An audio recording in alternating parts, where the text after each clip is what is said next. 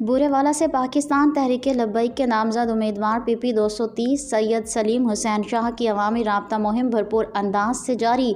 Zoya news plus registered के बूरेवाला से नुमाइंदे मनसब जोया की रिपोर्ट के मुताबिक उम्मीदवार MPA सैयद सलीम हुसैन शाह अड्डा उमरपुर बंगला पर डोर टू डोर कारोबारी शख्सियात से मिले।